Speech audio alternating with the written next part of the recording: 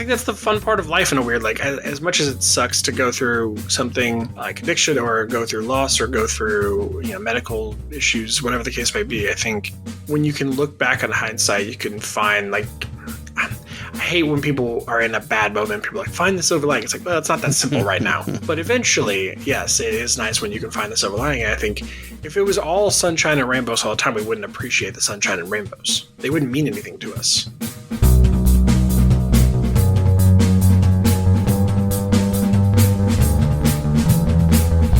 Hello and welcome to another episode of Bunny Hugs Mental Health, a free, safe space for people to share and learn from others' experiences with mental health and addictions.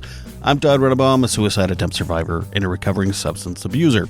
Welcome to another episode, and hey, this is a good one. This is with my friend Will Craig. We met because of this podcast, a couple, 2 or 3 years ago, and he's also an advocate, an author.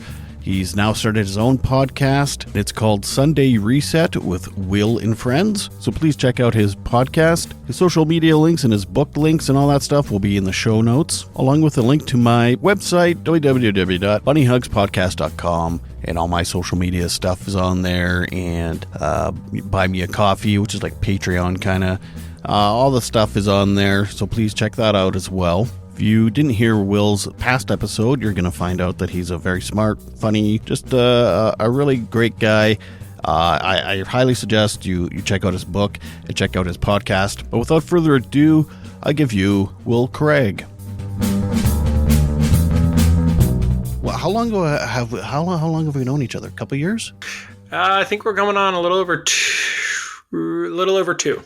Because I met you about like 4 months, I think, before my book came out. But now you have your own podcast. You do, what do you call them? Reels every day on Instagram. And well, they're called Reels, but they're also on TikTok and other and Facebook. Short form video content. Oh, is that what it's called? Okay, good.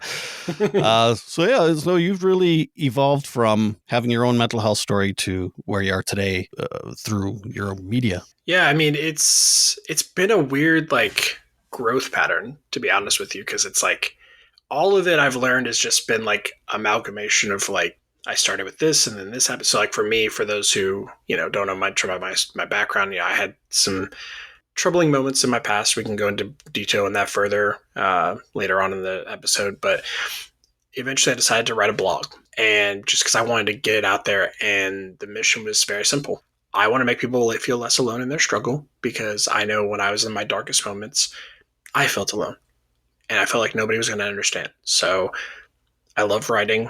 Writing was a big part of therapy for me. So then I just started putting my stuff out there to do that. And I did it for years and years. And then eventually a friend challenged me to write a book. So were the blogs kind of like journaling in a way? Yeah. Like you didn't hold back at all? No, I mean, I will say this, like, in the beginning, did I try to, when I was talking about certain topics, I definitely caught myself later on, like looking back, I'm like, I always tried to find a positive spin at the end. And then I actually wrote an entire blog post called like, I think I titled that one Unfiltered or something like that. And it was like, or Unleashed, something along those lines. I could pull it up. But essentially what I said was, I was like, I'm done putting the gloves on. I'm taking the gloves off. We're going to do this for real. And I'm going to like really show the unapologetic side of me. And that actually, it's a great call out, because then that led to like with writing the book, like I went all in. I said, I'm going to talk about all the things. And then once the book was about to come out, that's when I started, I think when I reached out to you the first time, I think I had like 400 followers on Instagram, if that. And I just sent you a cold DM out of nowhere. Hey, you don't know me. And you were too cool for school. And you were like, I have too many guests ahead of time. Sit back, get a follow. And I'm just kidding. He did not say that. Todd did not say that. No, what Todd did was he said, hey, actually, you were starting an Instagram live series. That's what it was. Right. Yeah. Oh, yeah. I did do lives for a bit there. Yeah, that's how we met. Like Right. Oh, yeah. You were like, I don't have room in my podcast schedule, but I'm doing Instagram lives. Would you like to join me? And I was like, sure. I was just happy to have any opportunity. And so then you and I did an Instagram live on a Monday night at like 10 o'clock my time. And I think we talked for like an hour and a half. And that was kind of my first real, like, to be honest, like my first real shot, you know? Wow. To be honest, yeah. I mean, I think, and then I did around that same time, someone else, I was specifically targeting like podcasts that were Mental health. that mental health. It was interesting. It was mental health was one of the things. And then you search on podcasting and mental health and like on Spotify, a million pop up. But what was interesting was you click into them and then you see, oh, in March of 2020, they did 2 episodes. And then they never did it again. Right. So there was a lot of like beginning of the pandemic podcasts that existed, probably in all genres, but especially in mental health. They would do that. And then what would happen is they would just give up. And so I didn't bother reaching out to them, but I looked for ones that like had consistently kept doing episodes, because by this point it's what, 2023, I think, when we first linked it. Yeah, so yeah, 2023. So yeah, they're still making episodes. And then, you know, I was honest with myself too. Like, Jay Shetty was never going to reply to a DM from me, so like that's fine, and I'm okay with that. So I reached out to ones that maybe didn't have the biggest following, but I was like, hey, like these are people who knows. And you were one of them. There was another one that's not a podcast anymore, but they were called Straight Talk and Mental Health. He's actually found a nice little following on TikTok. I wish I knew the handle offhand, but he doesn't do the podcast anymore. But yeah, there's a couple of you that took pity on me. You then, what was your next evolution as a creator or an advocate? Well, yeah, then I think it was just like, you know, especially towards the last, I would say, 3 months of writing the book, I became very systematic with it, where it was like, okay, I've got like the meat of it done. I just need to like really tie things together. And so I made it a job. It was, okay, I got my day job from 9 to 6 or whatever, 8 to 6. Spend some time with my wife. Once we've spent some time together, then it's like 8 or 9 o'clock. I'm going to go up to my desk and I'm going to write as long as I can. And didn't always keep everything that I wrote, but I made it like a habit to do that. Well, eventually the book's done. And I have this creative thing that I've been spending so much time and energy on. Like, what do I do now? And so then that's where the videos started coming into play. I was like, well, let's make short form videos. That's just tapping into a different side of me. And so I started doing that. And then through that, kept doing more podcast appearances. Eventually you let me on your show. By the way, am I the first returning guest, or like how often have you done that? Oh God, no. Oh, okay. I'm not special. Cool. That's what I thought. What's the most someone's returned? I think 3. 3? Yeah. There was 2 of them, 2 different people I've been on 3 times, and they're both kind of now out of the limelight a little bit and hard to find. So I hope they're safe and well. One, their name is Trash, and yeah, but they were fan favorites and I love them, and now I just hope they're both safe and happy somewhere. That's scary doing this podcast. I've had former guests die. I didn't know that. Yeah. One for sure. I'm so sorry. It could be more, but yeah. Yeah, either they relapse or whatever. And yeah. So it's strange. Anytime a former guest kind of goes off, they're not seen on social media anymore. And I look them up. I'm like, where the hell, what's going on? There's always a bit of a pit in my stomach. So yeah. Sorry to hear that. I mean, I know your wife is a big part of your support system for you, just like mine is for me. Like, I know my wife has like voiced concerns to me. She's like, she said, I love everything that you do. I love all the effort and passion you put into this. My fear for you is you have a big heart, and I'm scared one day you can't save somebody and you're gonna hold yourself responsible. Do you ever carry some of that? Well, for me, I mean, before I did the podcast, I worked in addictions for a couple of years. And I know a lot of dead people. Let's put it that way.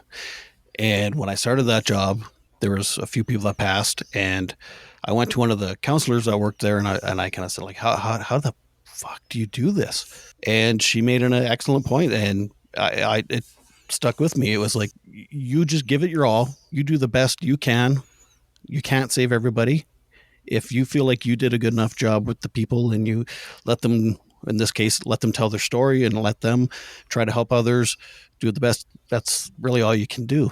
I obviously, I get upset every time I hear of someone that I know passing, but also I feel like I did the best I could with what I knew at the time when I knew them or talked with them. So, I'm not trying to be cold. It's just, it's part of working in mental health and addictions, unfortunately.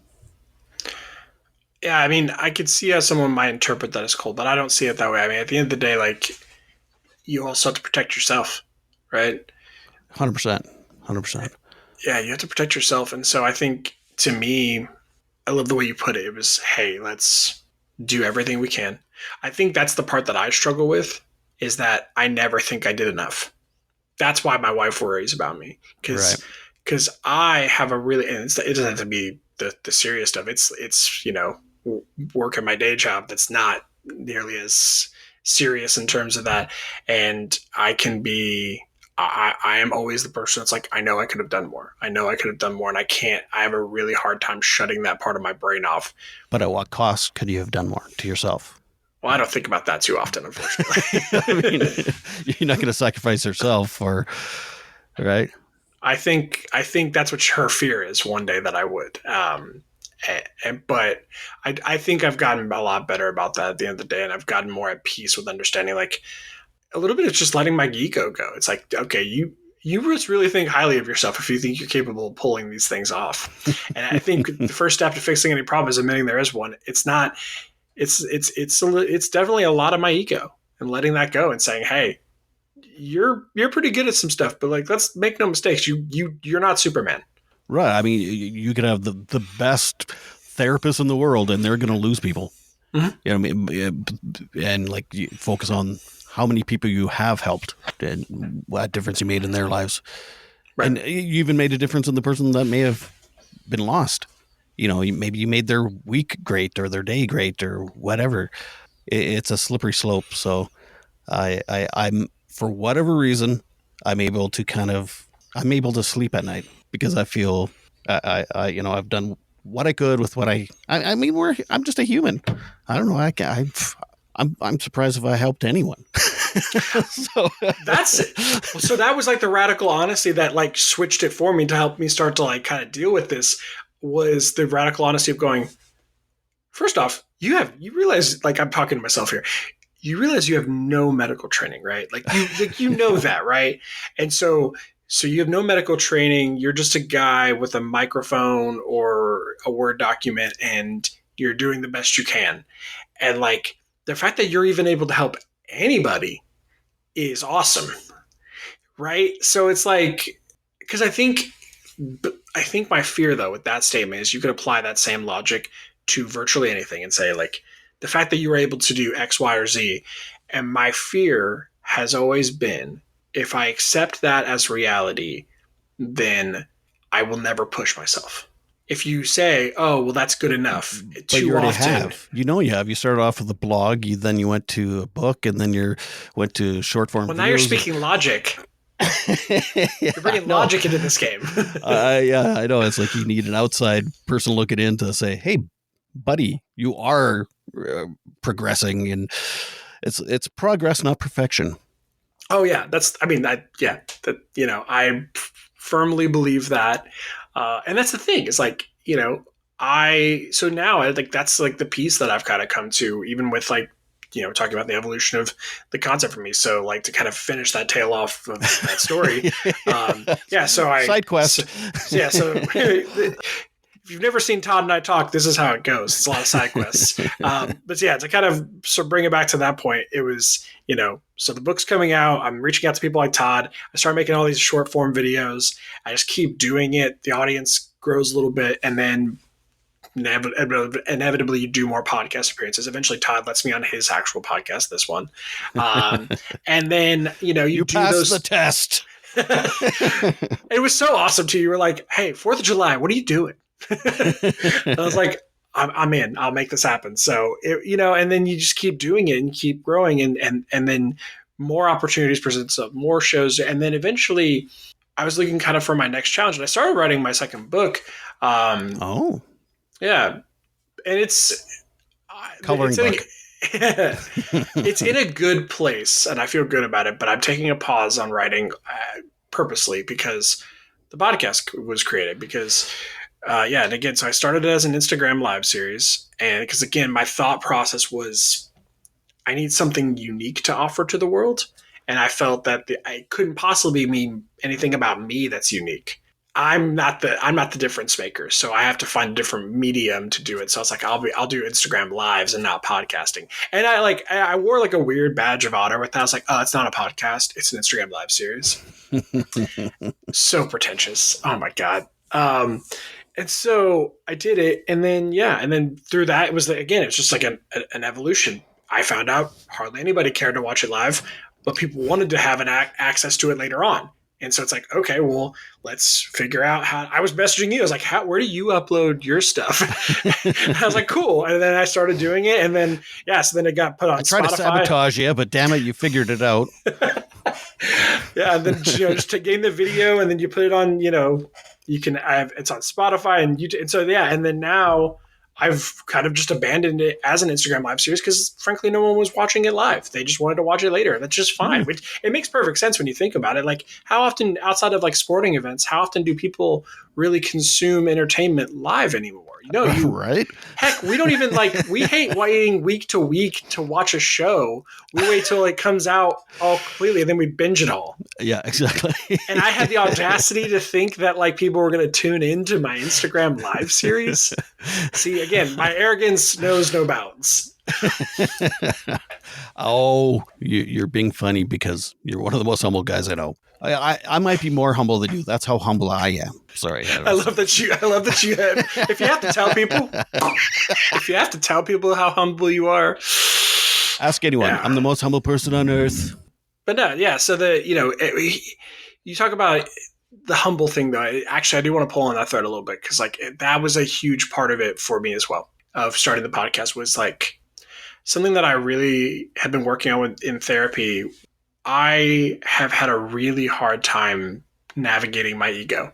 If you met me when I was between the ages of 19 and 24, I was an arrogant, cocky, I needed everyone to know how brilliant and smart and funny and charming I was.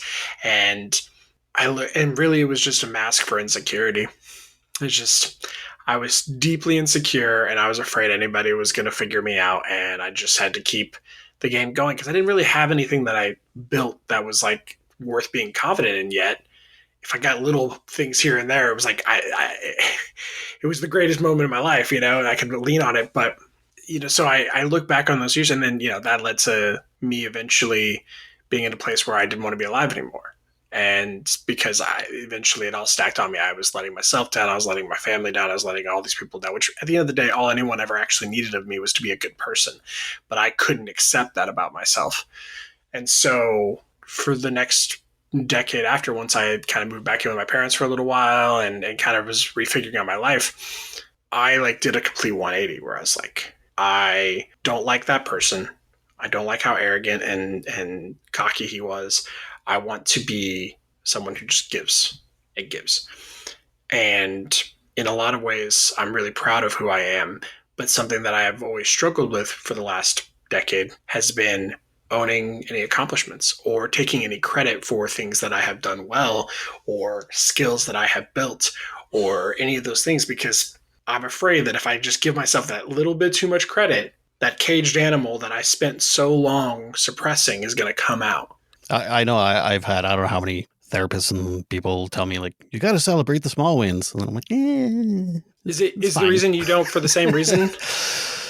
I don't think so. I mean, obviously I probably was more arrogant and cocky when I was younger too, but I don't know if it was, yeah, exactly. I don't know if it was to any extreme or anything. No, I think my reasons are probably different. It's it's almost to the point that the people around me don't celebrate my small wins now either because they know I don't. They know you won't. Well, I trained them to be that way. Yeah. I don't feel bad for you. I'm sorry. You have the world's smallest violin. I know. It's just, Oh man, I'm the creator of my own misery. Typically, we all are. We're usually our own worst enemies, and we are typically the people that are going to be the results of our own misery. Brains are stupid. I say it every episode, I think. They are stupid. They are stupid. So do you rely on like outside what's the word I'm looking for? External validation. Yeah. So you needed like that validation from other people to evolve every time, or would you have done it eventually anyway? I don't think so. Or you just feel unsatisfied at some point, you're like, I gotta level up here. Well, I think that was the trick. The big caveat was like, for so long, I needed. It was weird. Like we were talking about, it being, arrogance and cockiness for myself, but it was actually to be worthy of the people around me. So most of that, even back then, was externally motivated. And keep in mind, that was my own doing. No one put that pressure on me. I put that pressure on me because I felt like a sunk cost to most people in my life because I'm a guy who's had 6 brain surgeries and I'm going to have more. And to me, it's like I'm a burden to everyone in my life. So it's like I have to be this exceptional person in order to be worth any of their time because I'm already like net negative. So now I have to like overcompensate just to get back to even. You should be arrogant about that. It's like, I've had 2 brain surgeries. You're like, I've had 6. Oh, that's the thing. Loser. I can't do that because with my condition, like I'm on the low end by a mile. There are people that I've met that have like 25. Huh? Yeah. Good Lord. And it's like, so like, that's the thing. People hear about my condition with hydrocephalus. For those who don't know, cerebral spinal fluid, your body brings it in, drains it out naturally. Mine brings it in, none drains out naturally. I have a mechanical device on the side of my head that drains it out for me. Problem is, it's a man-made piece of plastic. It will break. And they can't make it out of metal, can't do CAT scans, kind of hard to move to, and lots of other reasons you don't do that. So it's a polymer plastic. But it breaks. When it breaks, this is a little bit of medical guesswork, but we're estimating it's about 8 hours. I've got 8 hours from when it breaks to get to a hospital, get it replaced, or I die. And so with that, you can imagine like with that increased cerebral spinal fluid, there's a lot of people who could potentially have other issues with that. Like the statistic that they used to use, I don't know if it's still accurate to be fair, but the Hydrocephalus Association used to document that 60% of people who had hydrocephalus would never go on to be independent adults. Wow, really? So when you think about not only am I an independent adult, but you wouldn't have known any of this information if I hadn't told you. And so I consider myself incredibly lucky. But when I tell this story to so many people, they're like, oh my God, that's terrible. And I'm like, no, you don't understand. It could have been a lot worse. Hell, if I was born 50 to 75 years earlier than I wouldn't have been alive at all. Right. They didn't have that technology, so you just died. They didn't have a plastic valve you could stick in your head. Right, exactly. They didn't know how to do that. They didn't know how to regulate it, and so it was just one of those things. And so,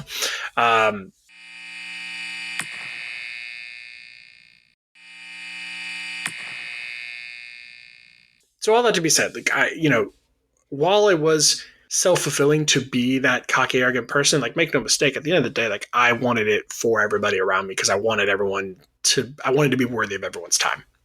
And so the shift that I had to make was wanting things for myself, wanting to own my own success because it's what I wanted. It's what makes me happy. And whether that's a career decision or, where I live, what I do, like all those things, like I needed it to be for me and make me happy. Everybody has a different view of what success means too. For sure. Yeah, and to be fair, my measurement of success has changed over the years. It's like what I thought would make me feel successful in this. It's like, okay, you achieve that. What's next? What does that look like? Like here recently, like the biggest thing that I'm still very proud of, like the evolution of all the content and everything that's happening. But like the thing that recently that I've been most proud of individually, outside of my relationship with my wife. I'm down 3 pounds right now since September 29th. I think I'm up about 20 pounds. Oh, do you want to tell it? Well, it's just, so I have side gigs. I don't do this full time, but today was one of those. I did a full day of the side gig, which is normally it's only a few hours here and there. So I'm like I go help medical students. I act like fake patient, they give you the scenario or whatever. So, but it was exam time today. So it's like all day long, different people coming in and doing the same thing over and over. And I basically was shirtless all day. And there's like a mirror across from me. And I'm just like, I am so fat. It's one thing just walking by the mirror to the shower, but to sit 8 hours staring at yourself going, holy shit. Wow. That moment for me was, say, I was September 29th. So the reason I know the date is because I have one of those smart scales that tracks it, and I've had it since January of 2021. And I got on there on that date, and it was the most I'd ever weighed in my life. And I was like, and by a lot, I was 273 pounds. And for those who you can't tell me, I'm saying now I'm just shy of 6 foot. I'm like 5'11" and some change. So definitely overweight and not great. And it was like, also like one thing I kind of found out as I started like being like, okay, I gotta take this more seriously, was like some of my friends even were like, dude, you were always a big guy, but it's getting like, I'm a little worried about you. Like you were huffing and puffing a little bit, just being able to like walk around, and that was hard to hear. How old were you then? This was last year. I mean, wow. Okay. How old are you now? Oh yeah. Sorry. I'm sorry. I just assume you know. I'm 33. Okay. So yeah, you're a young guy who was pretty heavy. Yeah, young guy, pretty heavy, and it's like, and like a friend of mine was using an example. We were in Chicago, just walking around. And he was like, I felt like you were breathing heavy, and we weren't going uphill or anything. And I was like, I didn't feel like it was that bad. And I got a little defensive, I'll be honest. But he was right, and that lined up timeline to when that was with the weight.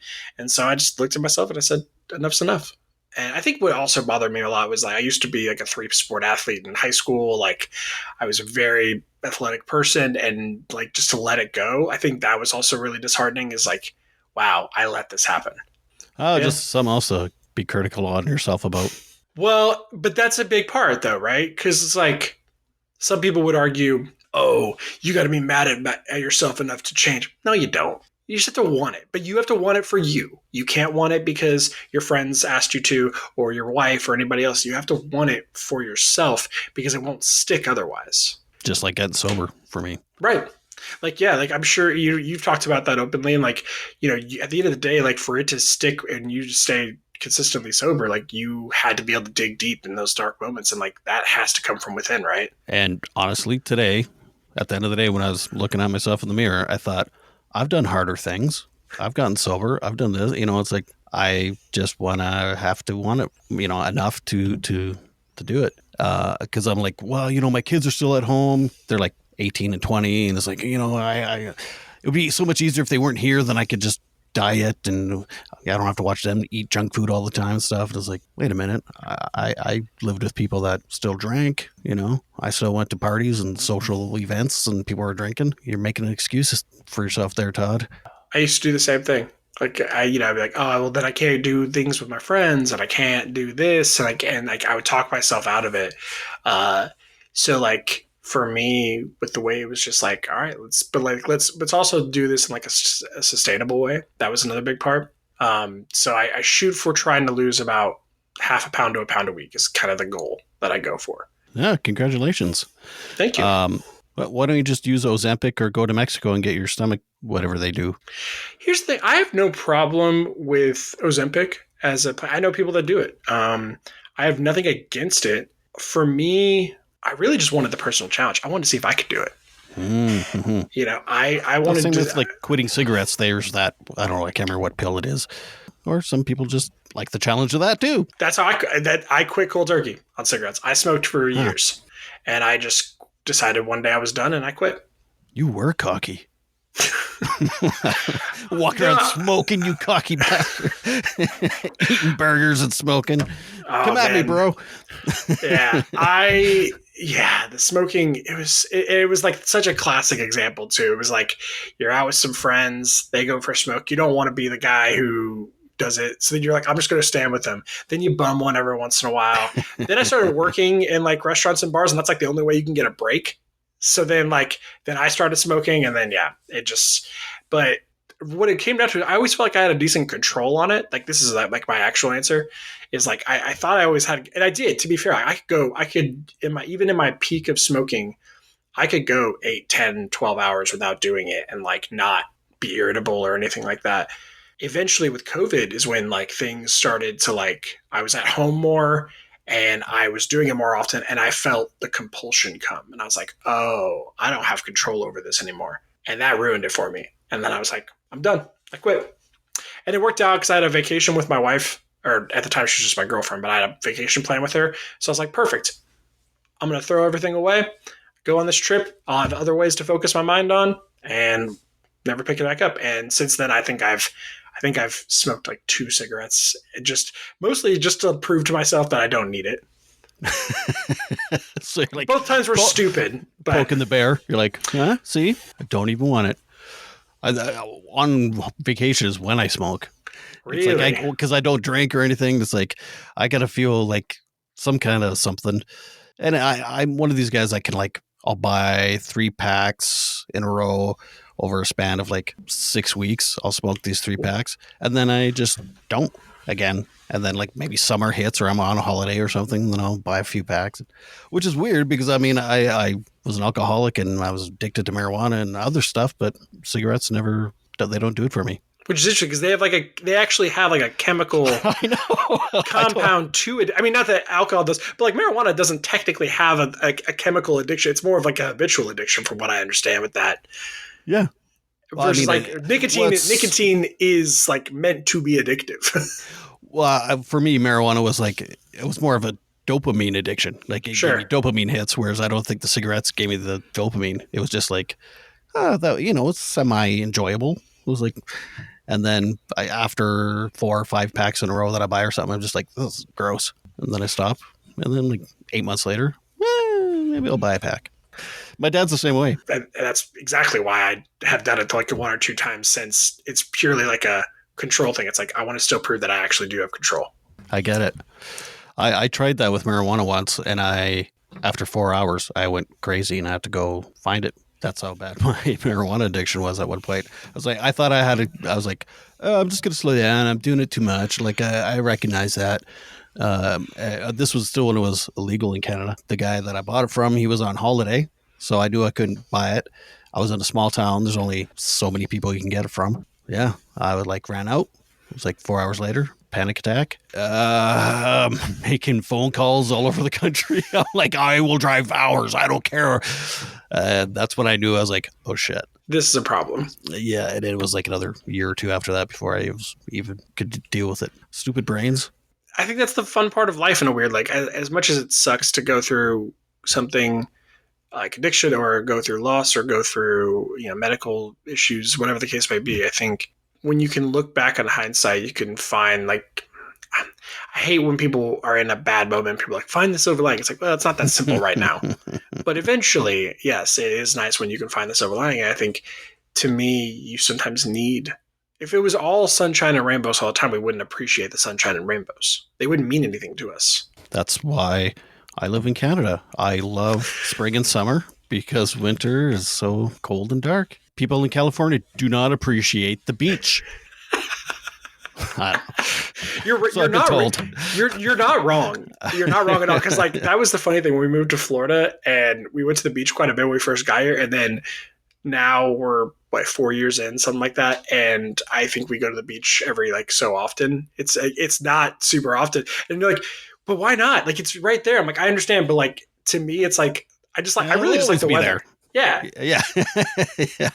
I get sand in my shoes and the same thing happens with friends. I've found. I was working at a company and I had a couple of friends who were transplants to Colorado, and they would talk about how like their friends, if back in their hometown, like no one would ever hang out because like, oh yeah, we'll hang out eventually. But then once they moved away, they would see them more often. And then some of them even moved back and they're like, yep, still true. Like I hardly ever see them. But when I was in Colorado, I saw them all the time because they would just come visit. And I've noticed that a little bit in Florida. It's like you have to make a more like purposeful intent on seeing people because I'm from Indiana. So like it's like a more purposeful thing, and like we do that versus like when we live in the same area, it's so easy just to be like, oh, I'll see you next week. I don't know if you know, but I moved last summer to a city, and I'm closer to some friends I rarely saw because we lived away. I see them less now than I did when Exactly. I know it's So isn't it so weird how that works? Like you're just like you're like, this doesn't make sense. You're closer to me than ever, and yet we never see each other.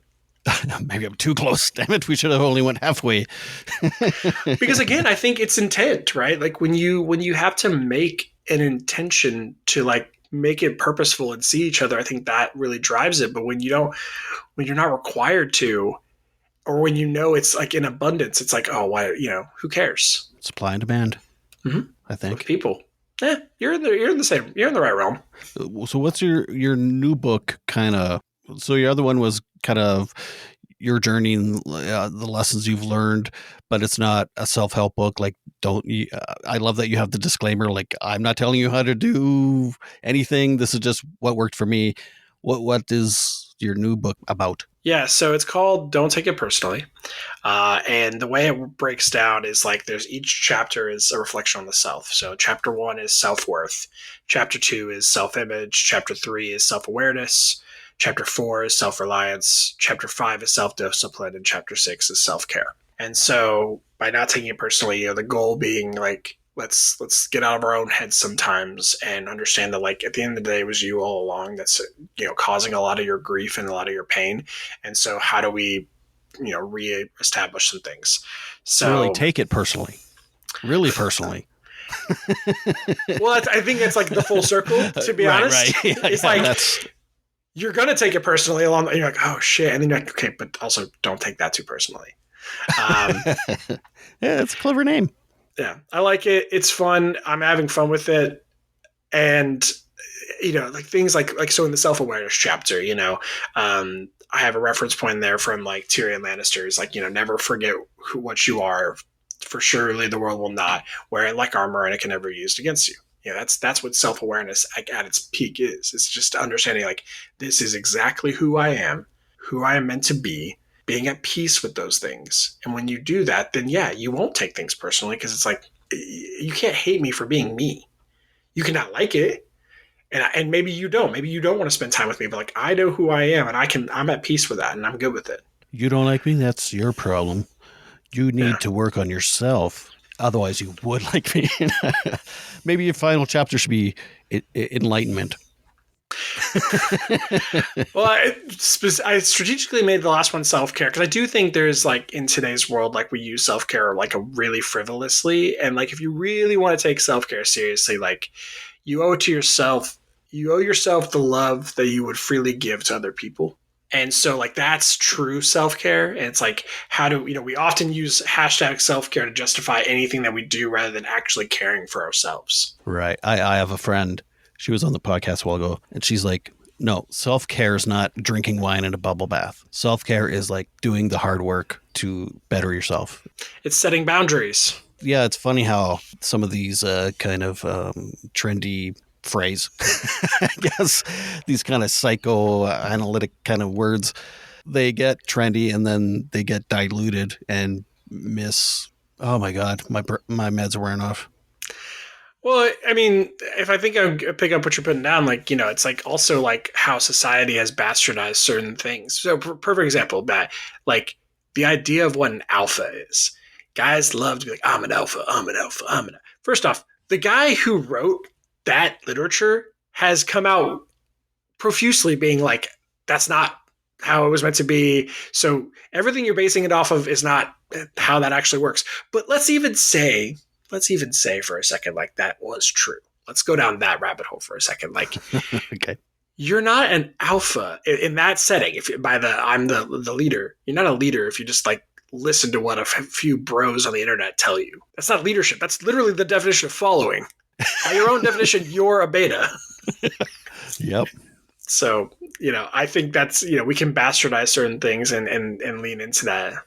I love when people like to come into my on my comments on, especially it's always YouTube. It's never Facebook. It's never Instagram. It's never TikTok. I get the most shit talked on YouTube by a mile. And I'm like, my favorite one was some guy said something and I was just like, cool story, bro. And someone replied, they were like, see, he's even nice in the comments. Like, what are you beefing with him about? Like, bro. So you don't take it personally? No. That stuff? No, me neither. The way whether it's, I mean, if you want to make negative comments on social media, if you want to write a negative review about my blog or about my book or about my podcast, whatever negativity you want to bring to me, then that means whatever I wrote or said wasn't for you. Okay, I'm good with that. Like, I cannot possibly write something that was universally loved. It's not possible. So that's the first part. The second part is, if you are so hurt in life that the best thing that you can do with your time is to write shitty comments on the internet to a person you don't know, or maybe don't know that well, I feel sorry for you. But truly, and I mean that with like my every fiber, no matter how, like, the meaner it is, the more I'm like, who hurt you? Who made, like, you know what? Fuck it. I'll be your punching bag for a minute, because clearly, like, this is the best part of your week. Like, this is something that this is a high you're going to ride for a while, because some guy said something that made you feel some feelings and you decided to take it out on him because you can't deal with it yourself. Dude, I'm sorry, man. I'm sorry that your dad didn't hug you enough, or, I'm sorry that that girl didn't say yes to going out with you, even though she owes you nothing. Like, I'm sorry that you're hurt by life. And if you need me to be your punching bag, I'm happy to do it, because I don't take my validation from you. It's totally something 18 to 25-year-old Will would have done. I would hope not. Oh, okay. I So would you were hope never not. that cocky then. You wouldn't go online and just be a dick.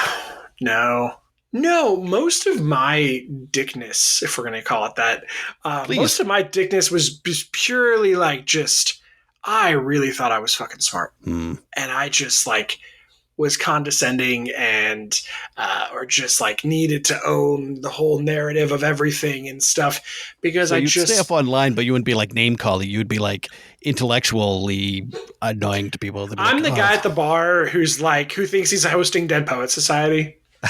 You're Cliff Clavin. Yeah, I'm the worst. Oh my god. Well, I mean, I truly think everyone goes through some kind of phase of that, whether it's name calling or over intellectualizing or whatever it is. But I think it's part of just maturing, is going through one of those phases, I think. So pre 18-year-old Will, are you more like that now, or? That's a good question.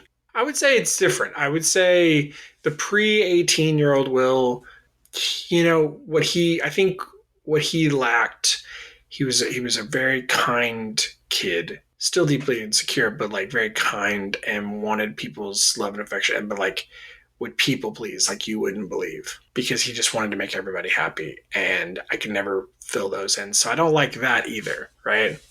And so then I went the other way.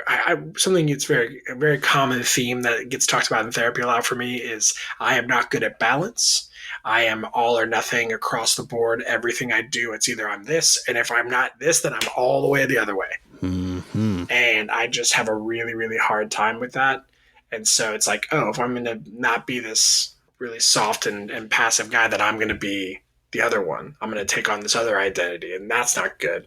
And so I'd like to say that, like, this is actually, like, a huge mission of mine. Someone asked me recently, they're like, so are you, like, please don't ever turn into, like, with a podcast, like one of those, alpha bro, red pill guys. And I'm like, no, if anything, that's the fire that makes me want to make a podcast. Is I want to show these young men there's a different way. There's a different version of manhood where you can be a kind person and a tough person. Those ideas are not mutually exclusive. And so I aim to change that conversation. My kid's book, Sometimes Daddy Cries. It's like, I almost like show off. It's like, yeah, I cry. I think that's the reason you and I have stayed friends at this long, is that we both share that mission. We want to challenge the conversation and do it that way. So that's, this is just the latest medium to do that. And I'm looking forward to it. This is something that I don't think I've said out loud, but something that I feel like deep in my soul is, like, for a while there, is like, I got into this motion of creating content, again, whether there's blogging, writing and stuff. And at a certain point that did start to feel like I felt like I was kind of lacking in purpose in terms of like, I knew I cared about mental health and I still did. And I still very much do, but I kind of lost a little bit of that passion behind it. I felt like I was in a way like going through the motions. And I've had this sort of resurgence in thinking about what it means to be a man in 2025. And I want to be a place that people run towards and not against. And I want to help redefine what we're calling manhood and masculinity in today's society, because there are way too many people like Andrew Tate out there that are preaching the wrong message as far as I'm concerned. And I will gladly debate any one of them at any time they want. And debate or just have a conversation with? Either way, whatever they want. I don't care.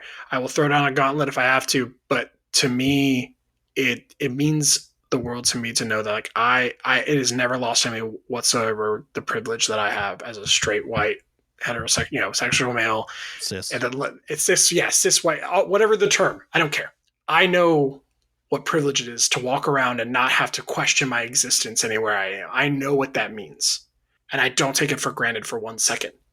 And so where I used to say, what a pity to waste this person that doesn't give a shit what other people think and just does what he says and does for mental health. I want to apply that same theory to now. What I say is, what a pity to waste this privilege if I don't open doors and shed light on conversations that need to be had. To be passive isn't being an ally or being proactive. Now you're okay. Now I'm not just preaching to the choir. I want. It's all good. You know what it's I'm all saying. Good. I do know what you're saying. Now, at the end of the day, like, yeah, that's it though. It's like, you're right. I can't sit on the side, because if I'm sitting on the sidelines, then that's in a way showing that I don't care. And I refuse to do that. So I want to use my platform to do that. And that's what I care about. I told someone in an interview once that I think men talking about their feelings is more masculine and more macho than a hockey fight. Think so? It takes balls to. You're from Canada, so I was curious. I mean, it takes balls. You have to be vulnerable to do what we do. Mm-hmm. I agree. It takes no vulnerability to get pissed off and start a fight. You know what I mean? Hey, you don't have to sell me. I'm in. I agree. Okay. I think I was just curious because I was mostly making a joke because you're Canadian, and hockey is at the pinnacle for you all. And as someone who loves hockey, like I'm in. So, but yeah. So on that same topic of the vulnerability, yeah, I completely agree. Like that's where strength lies to me is in your vulnerability, and the more people can understand that, the better we can all be for it. And again, I go back to that same line. You can be a kind person and a tough person. Those are not mutually exclusive ideas.